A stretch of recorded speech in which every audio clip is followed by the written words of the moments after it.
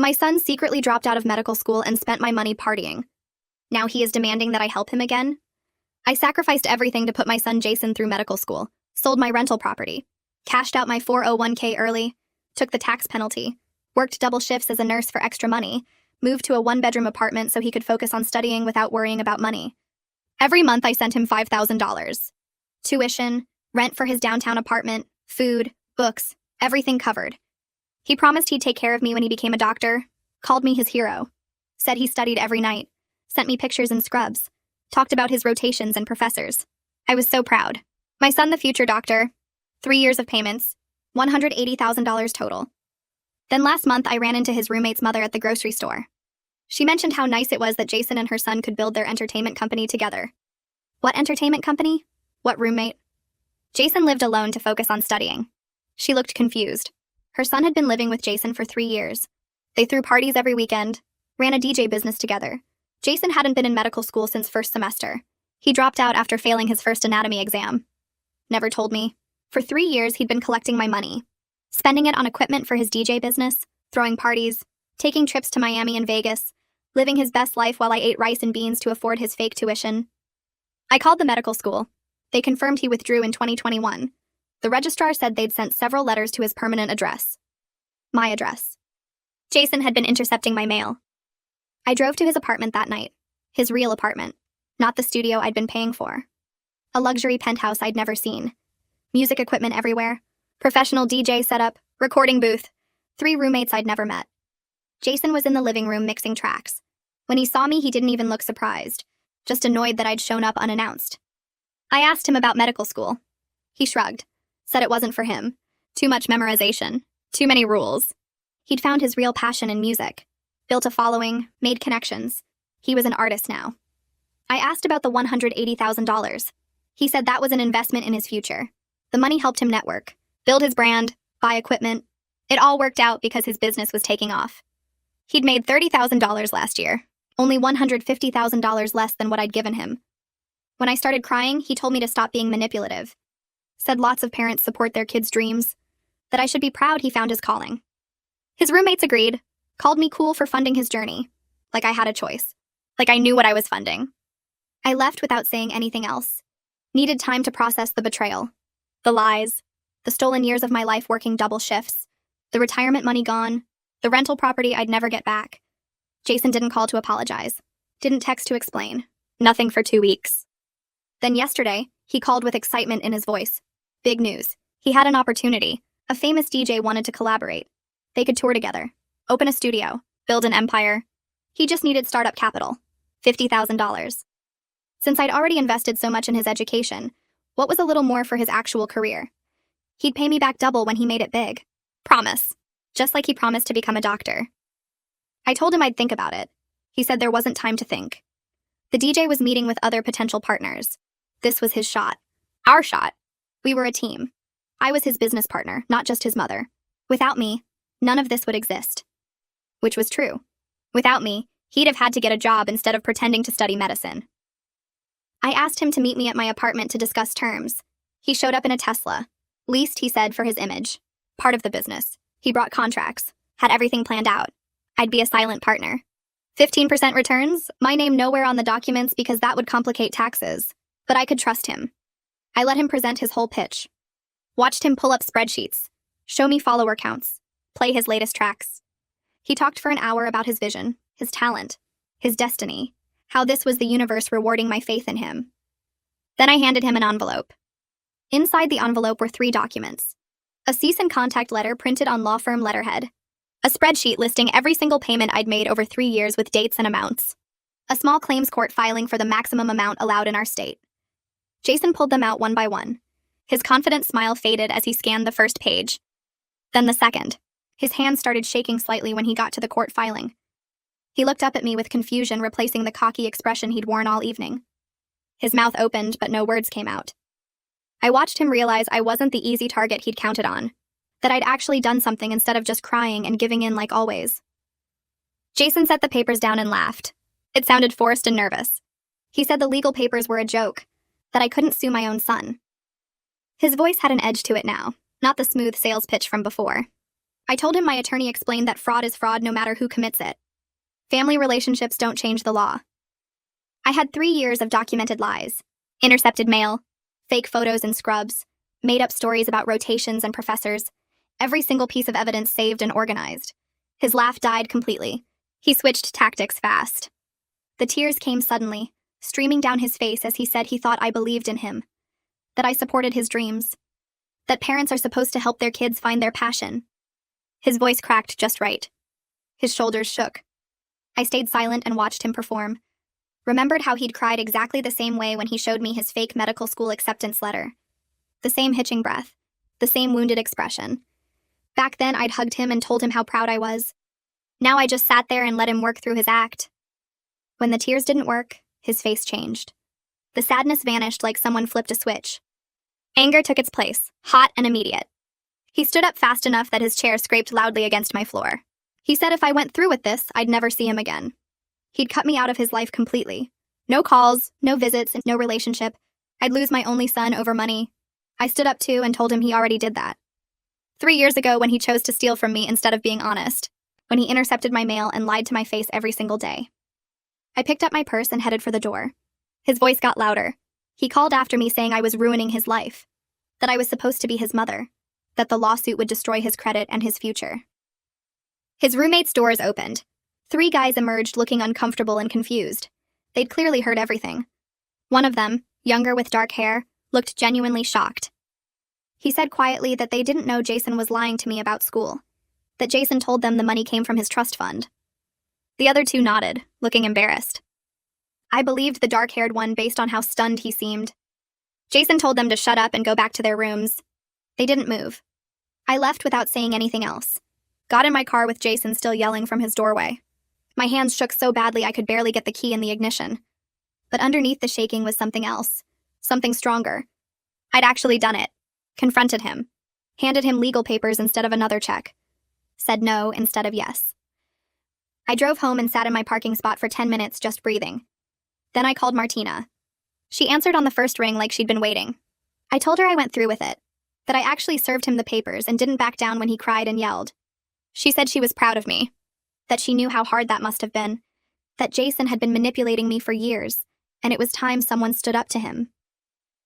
The next morning my phone started buzzing before I even got out of bed. Text after text from Jason. The first few were apologies saying he was sorry and didn't mean what he said. Then they shifted to threats about never speaking to me again.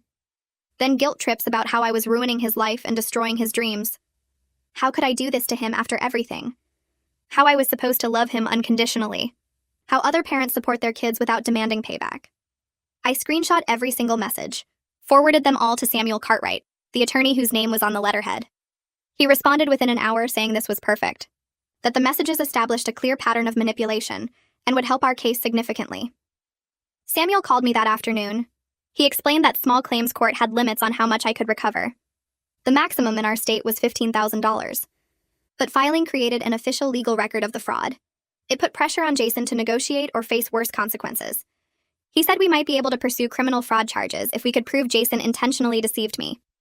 The intercepted mail was strong evidence of intent.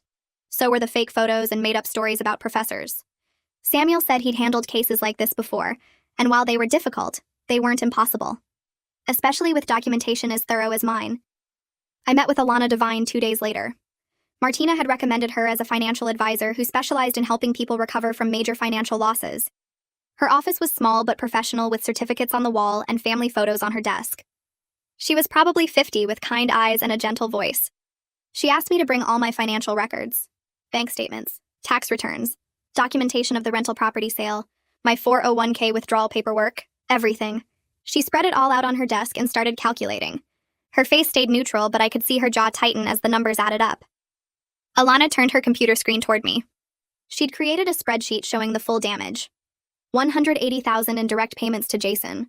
Another $90,000 in potential investment growth if I'd kept that money in retirement accounts instead of sending it to him. The rental property I sold would be worth $150,000 more in today's market based on area appreciation rates. The early 401k withdrawal cost me $40,000 in penalties and taxes that I paid to the government for nothing. She scrolled down. The numbers kept going. Lost compound interest. Reduced Social Security benefits because I'd worked fewer high-earning years. the opportunity cost of the double shifts I worked that damaged my health and left me exhausted. The total came to $460,000. Alana turned the screen back toward herself and clicked through a few more calculations. She printed out a summary sheet and slid it across the desk. The numbers looked even worse on paper. I'd need to work 10 more years than I planned, maybe longer depending on my health. My retirement wouldn't be comfortable anymore. It would be tight. Careful. Every dollar counted because Jason had taken the cushion I'd spent 20 years building. Alana asked if I had any questions about the projections. I shook my head. The numbers were clear enough. She suggested we schedule a follow-up meeting in 2 weeks to start planning recovery strategies. I agreed and wrote the date in my phone calendar. Then I just sat there staring at the paper. All those years of double shifts reduced to a spreadsheet showing how far behind I was. Alana didn't rush me. She kept working on her computer and let me process. After a few minutes, the tears started. Not dramatic sobbing, just quiet crying that I couldn't stop. This was the first time I'd actually cried since discovering the truth. Everything before had been shock and anger and frantic activity. But sitting in Alana's office looking at the numbers made it real. Jason had stolen my future. Not just money, years of my life, the retirement I'd earned, the security I'd sacrificed everything to build. Alana pulled a tissue box from her drawer and set it next to me without saying anything. I took several tissues and tried to get control of myself. She waited until I'd stopped crying before speaking. She told me about resources for financial recovery after family fraud, support groups, legal aid organizations, financial counseling programs specifically designed for people rebuilding after this kind of betrayal. I realized from the way she talked that I wasn't the first parent she'd helped through this. Other people had sat in the same chair crying over the same kind of loss. That should have made me feel better, but it just made me sadder. How many parents had their kids done this to? 3 days later, Samuel called while I was at work. I stepped into the break room to take the call. He said Jason's roommate Joshua had reached out through a mutual contact. Joshua wanted to talk to me. Samuel said Joshua felt guilty about using my money without knowing where it came from. He had information that might help the case. Financial records from the business partnership. Documentation of how Jason spent the money. Samuel asked if I was willing to meet with Joshua. I said yes immediately. Any evidence that strengthened our position was worth pursuing. Samuel gave me Joshua's number and told me to let him know after the meeting. I called Joshua that afternoon. He suggested meeting at a coffee shop near campus the next day. His voice sounded nervous. Young. He apologized 3 times during our 2-minute conversation. I told him it was fine and confirmed the time and location. The coffee shop was busy when I arrived. College students everywhere with laptops and textbooks. Joshua had texted me a description of himself, so I spotted him right away. Tall kid with dark hair sitting alone at a corner table. He had a folder in front of him and kept glancing at the door. I walked over and introduced myself. He stood up so fast he almost knocked over his coffee. We shook hands and sat down. Joshua looked miserable. He started apologizing before I even got settled in my chair. Said he had no idea the money came from me. That Jason told him it was from an inheritance, that if he'd known the truth, he never would have accepted it. I believed him. His horror looked genuine. He pushed the folder toward me. Inside were printed financial records, bank statements, receipts, business expense reports, everything organized with tabs and labels. Joshua had put real effort into documenting this. He walked me through the records page by page, showed me exactly where my money went. $120,000 on DJ equipment over 3 years. Turntables, speakers, mixing boards, lighting systems, recording software, professional microphones. All top of the line because Jason insisted they needed the best gear to compete. Another $40,000 went to the luxury apartment and the Tesla lease. Joshua said Jason convinced him they needed to project success to attract better clients. That image mattered in the entertainment industry.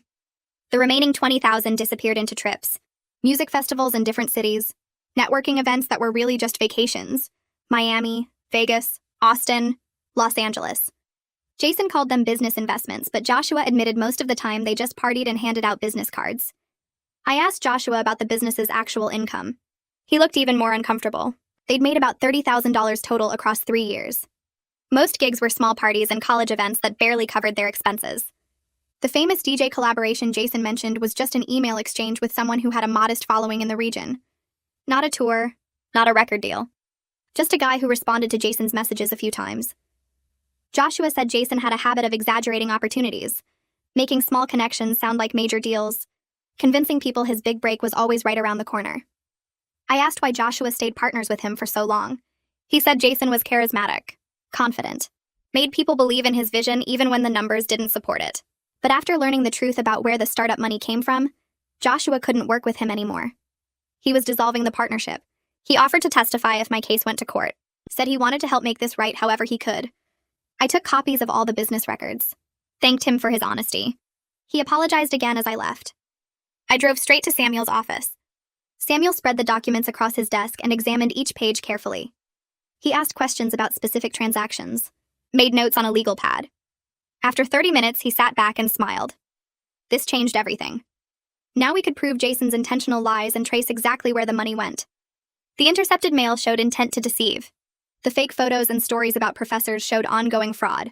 But Joshua's records showed the actual theft. Every dollar accounted for. Every lie documented. Samuel said he'd file an amended claim with this new evidence. It strengthened our position significantly. Made it much harder for Jason to claim misunderstanding or honest mistakes. We had proof of deliberate fraud spanning 3 years. 2 weeks after handing Jason the envelope, my phone rang with a number I didn't recognize. I almost didn't answer, but something made me pick up. A man's voice asked if this was Jason's mother. I said yes. He identified himself as Jason's father, my ex-husband. We hadn't spoken in 15 years. Not since the divorce when Jason was 8. He'd moved across the country, started a new family, sent child support checks but never called, never visited. Now suddenly he was on my phone asking to hear my side of the story. Jason had contacted him asking for money. He wanted to know what was really going on before he made any decisions. I told him everything. The fake medical school, the 3 years of payments, the DJ business, the luxury apartment and leased Tesla, the $180,000 gone, the legal papers I'd served, the evidence we were gathering. Jason's father stayed quiet through the whole explanation. When I finished, there was a long silence. Then he admitted Jason had pulled something similar on him 5 years ago. Jason claimed he needed $10,000 for a summer medical program abroad. His father sent the money. 6 months later, he discovered through social media that Jason had actually used it for a trip to Ibiza with friends. No medical program, just another lie to get money for partying. I told Jason's father I'd think about his offer and hung up feeling strange. 15 years of silence, and now he wanted to help, because Jason tried the same trick on him. The $5,000 would make a difference with Samuel's legal fees, but taking money from him felt complicated. Martina said I should accept it when I called to tell her about the conversation. She reminded me that Jason's father had a responsibility to warn me about Jason's pattern of lying for money, and he failed to do that. The $5,000 was the least he could do after staying quiet while I got scammed for 3 years. I called him back the next day and accepted his offer. He transferred the money within hours and sent a brief email saying he wished he'd spoken up sooner. Samuel called 2 days later with news. He'd sent all our evidence to Jason's lawyer, including Joshua's business records and testimony offer. Jason's lawyer had reviewed everything and called Samuel back within 24 hours. They wanted to discuss mediation instead of going to trial. Samuel explained this was a good sign because it meant they knew their position was weak. The intercepted mail proved intent to deceive, and Joshua's records traced every dollar I sent directly to personal expenses and party equipment. If we went to court, the evidence would make Jason look terrible, and he could face criminal fraud charges on top of civil penalties. Mediation meant they wanted to settle quickly and quietly before things got worse for Jason. I asked Samuel what mediation would accomplish, and he laid out the reality. Court cases took months or years and cost thousands in legal fees with no guarantee of recovery. Mediation was faster and cheaper, and gave us leverage to negotiate a settlement where Jason would actually pay something back. Samuel said we had enough evidence to push for a real agreement with payment terms and legal acknowledgement of what Jason did. I wouldn't get all my money back, but I'd get more than if I just walked away, and I'd have legal documentation holding Jason accountable. I agreed to mediation, even though part of me wanted to drag Jason through court and make him face a judge. Samuel scheduled it for 3 weeks out to give us time to prepare our settlement demands. Martina helped me put together a list of what I wanted from mediation. Not just money, but acknowledgement and consequences. I wanted Jason to admit in writing that he lied and stole from me. I wanted a payment plan that would last years, so he'd face the consequences of his choices for a long time. I wanted him to sell his expensive DJ equipment to make an immediate payment that showed he was serious. Samuel reviewed my list and said most of it was reasonable, and we could push for all of it given our strong evidence. Before the mediation, I knew I needed help processing everything that happened beyond just the legal and financial aspects. Martina recommended a therapist named Charlotte Barker, who worked with family trauma and financial abuse cases. I called Charlotte's office and got an appointment for the following week. Her office was in a quiet building near the hospital where I worked, and the waiting room had comfortable chairs and calming artwork. Charlotte was younger than I expected, with kind eyes and a direct way of speaking that put me at ease immediately. She asked me to tell her what brought me in, and I explained the whole situation with Jason. The fake medical school, the 3 years of payments, the luxury apartment and DJ business, the legal case we were building. Charlotte listened without interrupting and took notes on a yellow pad. When I finished, she asked me what felt most painful about what Jason did. I started to say the money but stopped because that wasn't quite right. The money hurt terribly, but the betrayal cut deeper. Jason had looked me in the eye for 3 years and lied. He'd sent me fake photos and made up stories about professors and rotations. He'd called me his hero while spending my retirement money on parties and trips. Charlotte nodded and said what Jason did wasn't just theft, but a profound violation of the trust between parent and child. She explained that my grief over losing the relationship I thought I had with Jason was just as valid as my anger over the money. I'd been mourning 2 losses at once. The financial security I'd worked decades to build, and the son I believed existed but never really did. That second loss was the one I hadn't let myself fully feel yet, because I was too focused on the practical problems of legal action and money recovery.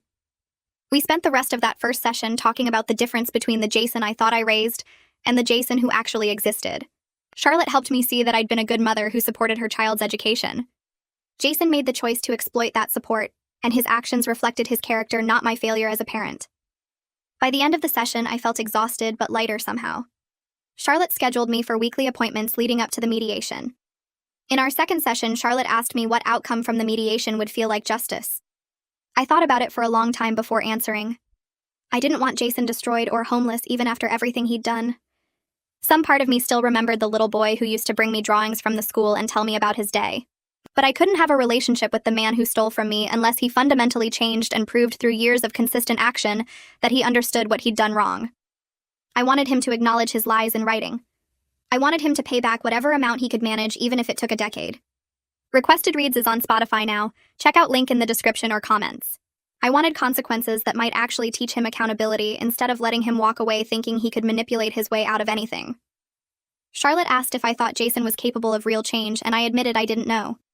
He'd shown no remorse when I confronted him at his apartment. But maybe facing legal consequences and losing his business partnership with Joshua had started to crack his confidence. Maybe being forced to acknowledge what he did in mediation would be the wake-up call he needed. Or maybe he'd just learn to be a better liar next time. Charlotte reminded me that I couldn't control whether Jason changed, but I could control how I protected myself going forward. The mediation was about establishing boundaries and consequences, not about fixing Jason or rebuilding our relationship. Those things might happen eventually if Jason did the hard work of becoming a different person, but they couldn't be my focus right now. My focus had to be on my own recovery and making sure Jason faced real accountability for his choices. 2 days before the mediation, Martina came over to help me prepare. She brought takeout food, and we sat at my small kitchen table going through different scenarios that might happen. Martina played Jason, trying different manipulation tactics while I practiced staying calm and focused on the facts. She pretended to cry and apologize dramatically. She tried guilt trips about being a bad mother. She offered vague promises about paying me back someday without any specific terms. Each time I responded with the same calm statements about documented evidence and legal accountability. Martina reminded me that I didn't owe Jason forgiveness or a relationship. Protecting myself financially and emotionally wasn't being a bad mother. It was being a smart woman who refused to be exploited anymore. We practiced until I could respond to Jason's likely tactics without getting emotional or backing down from what I wanted. Martina hugged me before she left and told me she was proud of how strong I'd become through this nightmare. The mediation took place in a conference room at a neutral office building downtown. Samuel met me in the lobby, and we rode the elevator up together. He carried a folder thick with evidence and documentation. The conference room had a long table with chairs on both sides and windows overlooking the city. A professional mediator arrived first and introduced herself. She explained the process and ground rules. Then Jason's lawyer arrived alone and set up his materials at one end of the table. Samuel and I sat at the other end. Jason came in last, walking slowly like he wasn't sure he wanted to be there. He wore khakis and a button-down shirt instead of his usual expensive streetwear. His hair was neat and his face looked tired. He sat down next to his lawyer and stared at the table. When I entered the room and took my seat across from him, he glanced up briefly, then looked away. He seemed smaller somehow without his usual confident performance. The mediator started by explaining that this was a voluntary process where both parties would have a chance to speak and hopefully reach an agreement that avoided court. She asked Jason to explain his perspective first. His lawyer nodded at him, and Jason cleared his throat. He gave what sounded like a rehearsed speech about being young and making mistakes. He said he got overwhelmed by medical school and panicked instead of talking to me honestly. He called it poor judgment and said he was sorry for not being upfront about dropping out. His lawyer had clearly coached him to minimize what he did. Jason never used words like fraud or theft. He never mentioned the 3 years of deliberate lies or the intercepted mail or the fake photos. He framed everything as a series of bad choices made by a confused kid who didn't know how to disappoint his mother. I watched him perform his apology and felt nothing but tired recognition of another manipulation attempt. When it was my turn to speak, I pulled out the statement I'd prepared with Charlotte. My hands shook slightly as I unfolded the paper, but my voice stayed steady. I read about working double shifts as a nurse while my body ached and my feet swelled. I read about eating rice and beans for dinner so I could send Jason $5,000 every month. I read about cashing out my retirement early and taking the tax penalty because I believed I was investing in my son's future as a doctor. I read about selling my rental property that would have provided income in my retirement. I read about the 3 years of lies and intercepted mail and fake photos in scrubs. I read about discovering Jason lived in a luxury penthouse throwing parties while I lived in a 1-bedroom apartment sacrificing everything. I read about the $180,000 gone and the additional hundreds of thousands in lost investment growth and retirement security. I read about having to work 10 more years than I planned and facing a diminished retirement because my son chose to steal from me. When I finished reading, there was silence in the room. The mediator looked at Jason and asked if he understood the harm he caused. There was a long pause. Jason's lawyer started to speak, but the mediator held up her hand. She kept her eyes on Jason and waited. Finally, he said yes quietly without looking up. His lawyer immediately tried to move the conversation toward settlement terms, but the mediator stopped him. She told Jason that she needed him to respond to what I'd said, not just acknowledge it. She asked him what specifically he understood about the impact of his actions on my life. Jason shifted in his chair and looked down at his hands for a long moment. The mediator waited without saying anything, and the silence stretched until it felt uncomfortable. Finally, he spoke in a quiet voice that sounded different from his usual confident tone. He said he knew what he was doing was wrong the whole time. He convinced himself that once his business took off and he made it big, he could pay me back and then I'd be happy for him. He thought if he could just show me success, it would erase the lying. He kept going because he was afraid to disappoint me and admit he failed at medical school. His voice cracked slightly when he said this, and I felt anger rise up sharp and hot in my chest. I leaned forward and told him he clearly wasn't afraid enough to stop stealing from me for 3 years. He wasn't afraid enough to stop intercepting my mail or sending fake photos or watching me work double shifts while he threw parties. The mediator held up her hand gently and asked me to let her handle the questioning, but I could see she understood my anger. She turned back to Jason and asked him if he understood that fear of disappointment doesn't justify fraud. He nodded slowly and said yes. She asked if he understood that his mother sacrificed her retirement and her health because she believed his lies. He said yes again, even quieter. Then she looked at both lawyers and said it was time to discuss settlement terms. Samuel opened his folder and pulled out the proposal we'd prepared together over the past week. He laid out the terms in a calm, professional voice that made everything sound reasonable and fair. Jason would pay back $50,000 over 10 years through monthly payments of $417. He would sell his DJ equipment immediately to generate a $20,000 payment up front. He would sign an agreement acknowledging that he obtained money from me through fraud and deception. If he missed any payments, we could pursue criminal charges with all the documented evidence we'd gathered. Samuel slid copies of the proposal across the table to Jason's lawyer and to the mediator. Jason's lawyer picked it up and read through it carefully, while Jason sat there looking like he might be sick. His face had gone pale and he kept glancing at me, then looking away. His lawyer finished reading and set the paper down. He cleared his throat and said his client was willing to settle for $30,000 total with no admission of fraud. Samuel didn't even pause before he said no. The mediator wrote something on her notepad and called for a 15-minute break. She stood up and left the room first, and everyone else started gathering their things. Samuel leaned over and spoke to me in a low voice while Jason's lawyer talked to Jason at the other end of the table. He explained that Jason's lawyer was trying to protect him from future legal liability. If Jason signed a document admitting fraud, it could be used against him in other legal proceedings. But we had enough evidence to push harder, and Samuel believed we could get closer to our original proposal. He told me to stay strong and not accept less than what we deserved. The mediator opened the door and reminded everyone that the break was for 15 minutes and we should stay in the building. I stood up and walked out into the hallway with Samuel following behind me. The hallway had beige walls and uncomfortable chairs lined up along one side. A water cooler sat in the corner, and I walked over to get a cup. My hand shook slightly as I pressed the button and watched water fill the small paper cup. Jason came out of the conference room and started walking toward me. Samuel immediately stepped between us and held up one hand. He reminded Jason in a firm voice that mediation rules prohibited private contact between parties during breaks. Jason stopped walking, but he kept looking at me like he wanted to say something. His lawyer appeared behind him and put a hand on his shoulder. The lawyer said something I couldn't hear and pulled Jason back toward the conference room. They went inside and closed the door. I stood there holding my cup of water, feeling nothing but complete exhaustion. This whole process had drained something out of me that I wasn't sure I could ever get back. Samuel touched my arm gently and asked if I was okay. I nodded and drank the water even though I wasn't really thirsty. I just needed something to do with my hands. The mediator called us back in after exactly 15 minutes. Everyone took their seats again and the atmosphere felt heavier than before. The mediator asked both sides if they were ready to continue negotiating in good faith. Both lawyers said yes. Then she turned to Jason's lawyer and asked if his client had a revised offer. The lawyer conferred with Jason in whispers for a minute, then said they could go to $35,000 total. Samuel shook his head before the lawyer even finished speaking. He pulled out the bank statements and transfer records and the intercepted mail documentation. He laid it all on the table in neat stacks and said we had clear evidence of fraud spanning 3 years. We had Jason's roommate willing to testify about where the money actually went. We had the medical school's withdrawal records. If this went to court, Jason would face criminal charges and the settlement amount would be much higher. Samuel's voice stayed calm, but every word hit like a hammer. Jason's lawyer looked at the evidence and his expression changed. He asked for another private consultation with his client. The mediator nodded and they moved to a corner of the room to talk quietly. 2 hours passed with offers and counter-offers going back and forth. My head started to hurt from the tension and the fluorescent lights. Finally, we reached an agreement that Samuel said was as good as we were going to get. Jason would pay $40,000 over 8 years with monthly payments of $417. He would sell his DJ equipment for an immediate payment of $15,000.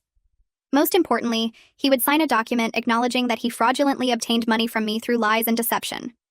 If he missed 3 consecutive payments, I could pursue criminal charges with all our documented evidence. The mediator read through the terms carefully and asked both parties if they agreed. I said yes.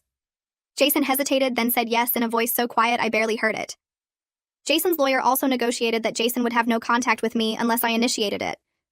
Jason had to attend financial counseling for 1 full year with proof of attendance. His lawyer looked unhappy about the fraud acknowledgement, but Samuel had made it clear we would pursue criminal charges otherwise. Jason would likely face much worse consequences if this went to court. The mediator printed out the settlement agreement and everyone reviewed it one more time. She explained that once we signed it would be filed with the court and become an enforceable legal document. Any violation would have serious legal consequences. She asked if everyone understood and we all said yes. I picked up the pen and signed my name on the line next to where it said complainant. My signature looked shaky, but it was done. Jason signed on his line and his hand trembled slightly. Both lawyers signed as witnesses and the mediator signed as the official mediator. She gathered all the copies and said she would file them with the court by the end of the day. I knew I would only recover about $55,000 of the $180,000 he took. It wasn't close to everything I lost, but it was more than I expected when this started. Most importantly, it held Jason legally accountable for what he did to me. The agreement existed now in official records that couldn't be erased or forgotten. Samuel and I walked out of the building together into the afternoon sunlight. I felt lighter somehow, despite knowing I would never get back what I lost. The weight of uncertainty had lifted and been replaced with something concrete and real. Samuel told me the settlement was actually a good outcome given how difficult family fraud cases are to prosecute. Many parents never recover anything at all. The payment plan meant Jason would face consequences for the next 8 years every single month when he made that payment. He couldn't forget what he did or pretend it didn't happen. Samuel shook my hand and said he would send me copies of all the filed documents within a week. I thanked him for everything he'd done and walked to my car alone. 2 weeks later, I checked my bank account and saw a deposit for $15,000 with a reference number from the equipment sale. My heart jumped when I saw it because part of me hadn't believed Jason would actually follow through. I immediately transferred the money into a new retirement account that I opened at a different bank. Jason had no knowledge of this account and never would. It was mine and mine alone and protected in ways my previous accounts hadn't been. I called Alana and told her about the deposit. She congratulated me and said we should meet to set up automatic contributions from my nursing salary. We scheduled an appointment for the following week, and she helped me create a realistic plan for rebuilding my savings over the next 20 years. The numbers still looked scary, but they looked possible now instead of hopeless. The first monthly payment of $417 appeared in my account exactly on the due date. I stared at the transaction on my phone screen, feeling a complicated mix of relief and sadness. Relief that Jason was keeping his agreement. Sadness that this was what our relationship had become. A monthly payment that reminded me of everything he took and everything we lost. I called Charlotte and told her about the payment. She asked me how I felt and I told her I didn't really know. She said that was okay and normal. Some betrayals are too deep to fully heal, and some relationships never recover no matter how much time passes. The important thing was that I was protecting myself and moving forward with my life. Jason's choices were his own, and I couldn't fix him or change him. All I could do was rebuild what he destroyed and make sure he never had the chance to hurt me again. I picked up 1 extra shift per week at the hospital instead of the 2 I was working before. My body needed the break after years of pushing myself past exhaustion. The extra money still helped, but I could actually sleep on my days off now. I met with Alana 2 weeks after the settlement, and she spread out new financial projections across her desk. She showed me how the monthly payments from Jason combined with my nursing salary and careful budgeting meant I could retire at 70 instead of 75. 5 years earlier than we originally calculated when I first came to her office, broken and desperate. The numbers looked possible instead of hopeless, and I felt something close to relief as I studied the charts. Martina called me the following week and suggested I start looking at the rental property market again. She reminded me that I had some settlement money coming in now, and maybe it was time to think about rebuilding that part of my life. I told her I wasn't ready to buy yet, but the idea didn't make me want to cry anymore. I started researching properties online during my lunch breaks at work. Small condos and townhouses that could generate rental income. This time I made notes about keeping everything completely separate and protected. No one would have access to these investments. No one would even know they existed until the paperwork was signed and the properties were mine. 3 months after the mediation ended, Samuel forwarded me a letter from Jason. He explained that Jason had sent it to his office, asking if he could call me to apologize properly. I read the letter twice sitting at my kitchen table. Jason's handwriting looked rushed and the words felt rehearsed, but he was asking for permission to talk. Samuel included a note asking what I wanted to do. I called him back and told him I wasn't ready for contact yet. Maybe someday, but not while I was still rebuilding what Jason destroyed. Samuel said he would respond and let Jason know. He reminded me that I controlled the terms of any future contact, and I should take all the time I needed. I talked about the letter with Charlotte during our next therapy session. She asked me how I felt about Jason reaching out, and I admitted I didn't know. Part of me wanted to hear what he had to say. Part of me knew it wouldn't change anything. Charlotte helped me work through my anger at myself for not seeing the signs earlier. I kept thinking about all the red flags I missed, the vague details about classes, the way he always had an excuse when I asked to visit, the intercepted mail I never questioned. Charlotte pointed out that Jason went to great lengths to maintain his deception. The fake photos in scrubs, the detailed lies about professors and rotations, the carefully crafted stories about his studies. He deliberately exploited my trust and pride in him. She reminded me that I did what any loving parent would do, and he chose to take advantage of that love. 2 weeks later, I joined a support group for parents who experienced financial abuse from adult children. Charlotte recommended it, and I was nervous walking into the community center for the first meeting. 7 other parents sat in a circle, and the facilitator asked us to share our stories if we felt comfortable. I listened to a woman talk about losing her house because her daughter took out credit cards in her name. Another woman depleted her late husband's life insurance, paying for her son's fake business ventures. Several parents were still paying off debt from their children's lies years later. One father maxed out every credit card he had because his son claimed he needed money for cancer treatment that turned out to be completely fabricated. Sharing my story in the group helped me feel less ashamed and isolated. Everyone nodded when I talked about the intercepted mail and the fake photos. They understood the specific kind of betrayal that comes from your own child. The facilitator helped me see that Jason's actions reflected his character, and not my failure as a parent. I did everything right by supporting my child's education. He was the one who chose to exploit that support. Other parents agreed and shared similar realizations from their own experiences. We weren't bad parents. We were good parents who got taken advantage of by people we trusted completely. 6 months into the payment plan, I checked my bank account one morning and didn't see Jason's monthly payment. My stomach dropped and I immediately thought he was going to default. I called Samuel in a panic and he told me to wait before doing anything. The agreement required 3 consecutive missed payments before we could take legal action. 3 days later, the payment came through and Samuel forwarded me an apologetic email Jason had sent, explaining he had an unexpected car repair expense. Samuel reminded me that one late payment didn't trigger any consequences. I needed to breathe and trust the legal protections we built into the agreement. I used some of the settlement money to take a weekend trip with Martina to a beach town we visited as kids. We stayed in a small hotel near the water and spent 2 days walking on the sand and eating at local restaurants. It was the first vacation I had taken in 5 years. Being away from everything helped me remember who I was beyond being Jason's mother, or a nurse working double shifts. Martina and I talked about our childhood and our parents and how different our lives turned out from what we imagined. She told me she was proud of how I handled everything with Jason. She said I was stronger than I gave myself credit for. At work the following month, my supervisor called me into her office and offered me a charge nurse position. The role came with a modest salary increase and more responsibility managing the other nurses on my floor. I accepted immediately, knowing the extra income would help my retirement recovery. My supervisor mentioned she noticed I seemed more focused lately, more present during my shifts. I realized that setting boundaries with Jason helped me reclaim energy I was wasting on constant worry. I wasn't checking my phone every hour wondering if he would contact me. I wasn't lying awake at night replaying our last conversation. I was actually living my own life again. Alana reviewed my finances after 8 months and showed me I was actually ahead of our projected savings schedule. Between the settlement payments, my increased salary from the charge nurse position, and cutting unnecessary expenses, I had saved $12,000 toward a rental property down payment. She pulled up property listings in my price range, and we looked at small condos that could work as investments. The numbers made sense now. I could see a path forward that didn't involve working until I died.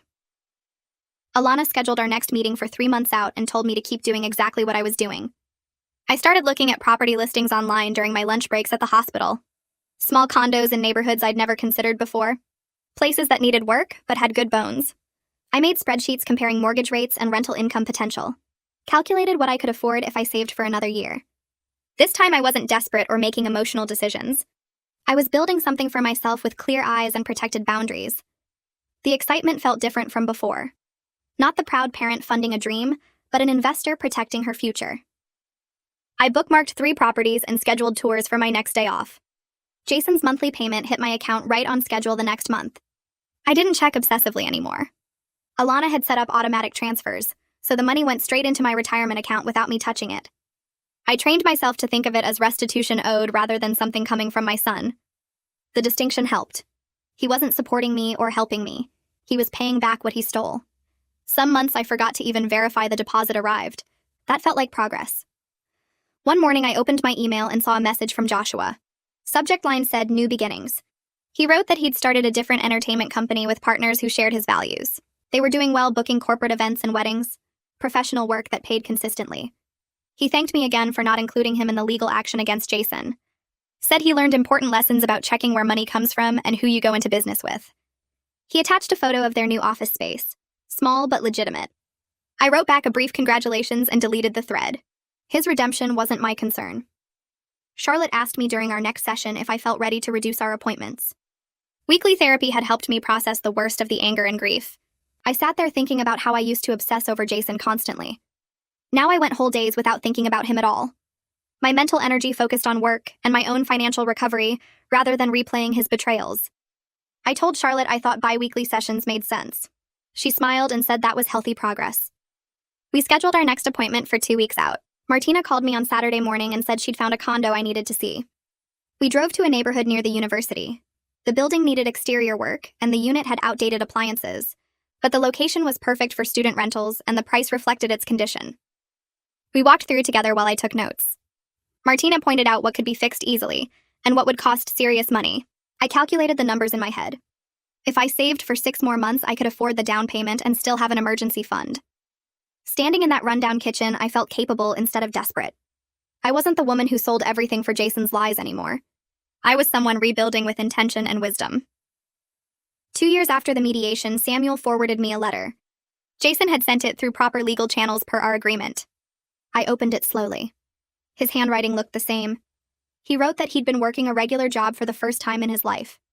Finished the required financial counseling. Said he understood now what he took from me. Not just money, but years of my life and my ability to trust. He didn't ask to see me or call. Just wrote that he hoped someday I might forgive him. The letter felt sincere, but I'd believed his sincerity before. I read it 3 times looking for manipulation or excuses.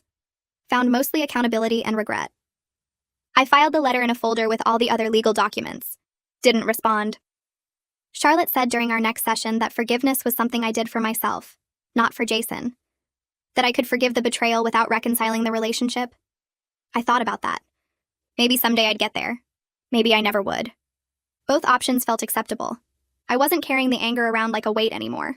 It existed but didn't define me. That seemed like enough. 3 years after discovering everything, I signed closing papers on the small condo. The young couple who'd be my first tenants seemed responsible and excited. They signed a lease for $200 above my mortgage payment. Martina took me to dinner that night to celebrate. We ordered wine and appetizers and talked about how far I'd come. I felt proud of myself in a way I hadn't felt since before Jason's lies. This accomplishment was mine, built from my own work and smart decisions. Nobody could take it away or devalue it with betrayal. Alana showed me my retirement account balance during our quarterly review. $45,000. Between my contributions, Jason's settlement payments, and market growth, I'd rebuilt a foundation.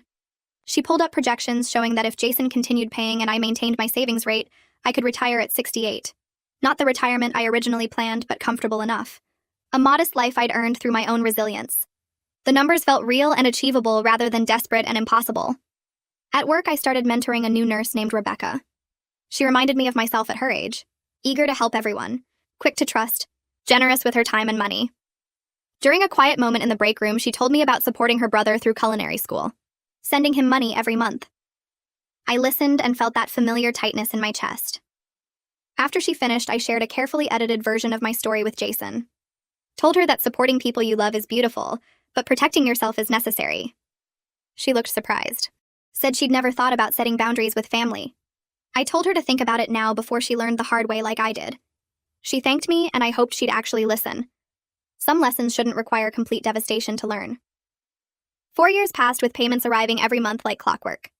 I stopped checking my account anxiously and let the automatic deposits build my retirement fund back up. Samuel called one afternoon to tell me Jason's lawyer had reached out about the final payment schedule. Jason wanted to confirm the last 5 months of payments and make sure everything was properly documented. Samuel sounded surprised when he told me this, and I felt something unexpected stir in my chest. Jason was actually following through. He'd paid $35,000 of the $40,000 he owed, and he was planning to finish what he started. I sat with that information for a long time after hanging up with Samuel. During my next session with Charlotte, I mentioned the phone call and admitted I felt a small amount of respect for Jason's consistency. The words felt strange coming out of my mouth after years of anger and disappointment. Charlotte leaned forward and told me this was healthy progress. I could acknowledge positive actions without forgetting the harm he caused or rushing to reconcile. She reminded me that seeing someone do the right thing didn't mean I had to trust them again or let them back into my life. It just meant I could recognize growth without compromising the boundaries that kept me safe. I nodded and felt lighter somehow, like I'd been carrying a weight I didn't know was there. 5 years after sitting in that mediation room, I met with Alana to review my retirement plan. She pulled up my accounts and showed me numbers that made me smile for the first time in a financial meeting. 2 rental properties generating steady income. A retirement account with enough money to support a modest lifestyle. 0 debt. I'd rebuilt approximately 60% of what Jason took from me. Alana pointed out that while it wasn't everything I'd lost, it was enough for a comfortable retirement at 69. I could stop working the extra shifts. I could travel a little. I could live without the constant fear of running out of money. The numbers felt real and achievable instead of desperate and impossible. I signed the paperwork to adjust my retirement contributions and walked out of her office feeling proud of what I'd accomplished through my own determination and smart choices. I think about Jason sometimes when I'm alone in my apartment or walking through the grocery store where this whole nightmare started. I wonder if he genuinely changed or just learned to hide his selfishness better. I wonder if he ever thinks about what he took from me beyond the money. But mostly I think about my own strength in surviving his betrayal and building a new future from the wreckage he left behind. I protected myself when it mattered most. I held him accountable when he expected me to enable him again. I proved that even devastating losses can be recovered from with determination, support from people who actually care, and boundaries I'll never compromise again. My retirement won't be what I originally planned when I sold that rental property and cashed out my 401k. It won't include the extra years of compound interest or the financial security I sacrificed for his fake medical degree. But it will be mine, earned through my own work and protected by lessons I learned the hardest way possible. I built this life from nothing after Jason destroyed everything, and nobody can take it away from me ever again. Well, that wraps up whatever this was. If you stayed until the end, I assume curiosity got the best of you. Might as well come back next time and see if I top it.